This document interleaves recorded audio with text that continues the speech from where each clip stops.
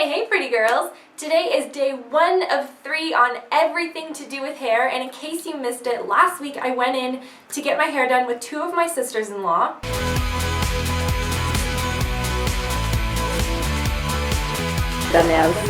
Also, we look like an American flag. We are an American flag. And I got a chance to ask the hairstylists Lola, Asil, and Cassidy all of your hair-related questions. I sorted through probably close to 1,000 different questions and kind of narrowed it down to the topics that you guys really wanted answers to. So stay tuned on Wednesday and Thursday at 4:30 p.m. Eastern Standard Time when I'm going to be uploading the 2 other videos in this kind of hair question and answer kind of a series thing that's going on, so stay tuned for that. So in today's video, I'm going to be asking all of your questions related to your hair's health. So we're talking fighting frizz and split ends, how to make your hair grow longer, faster, all that kind of stuff, as well as I'm going to be including a couple of clips of my own tips and tricks on how to keep your hair nice and healthy, as well as one of my favorite deep conditioning masks that you can kind of DIY from home. So with that, I don't know why I pointed at you like that.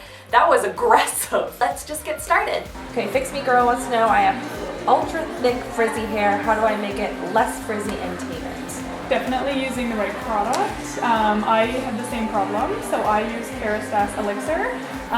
This is the one for thick frizzy hair. There's ones for fine hair, ones for colored hair. It doesn't weigh your hair down, it's not greasy. A little goes a long way. I use 1 squirt and just put it through my ends, and then I blow dry my hair. And then I like to take a curling iron and just wrap the outside really lightly, not too long, just to tame that frizz a little bit. Also, not washing your hair as much helps. I guess the weight.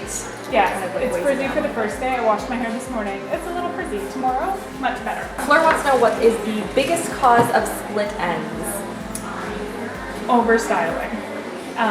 Having your flat iron turned up too high and holding it on your hair for too long is really the biggest culprit. Too much heat and not being gentle with it.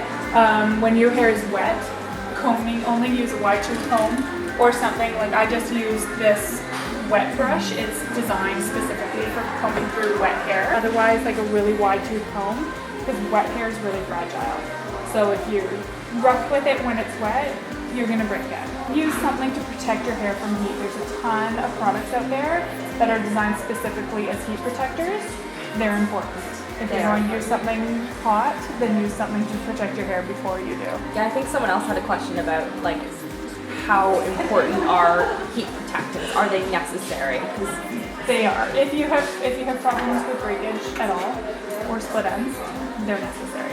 Use either a cream or a oil-based product that is going to protect your hair from the heat.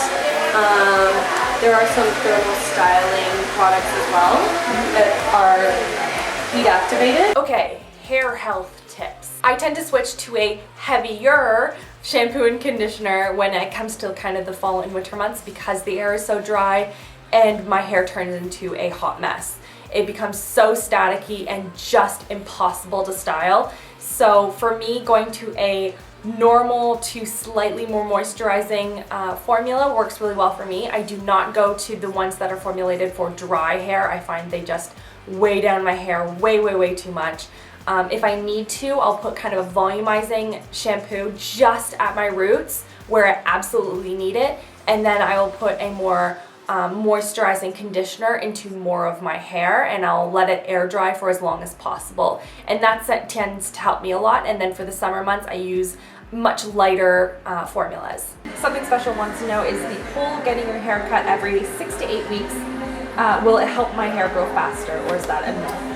It will help your hair grow faster.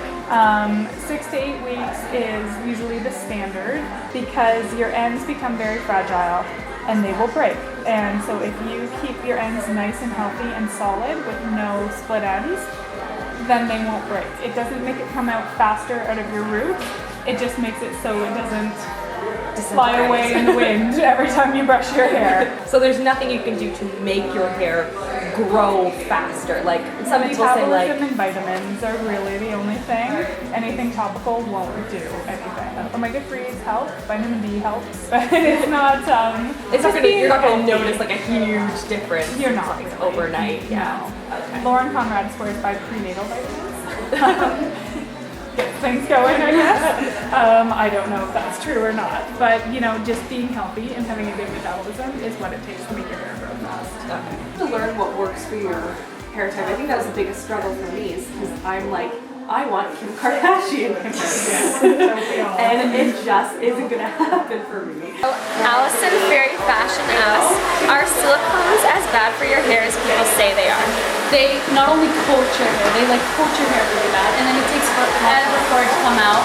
You gotta do a lot of like cleansing shampoos, that kind of stuff.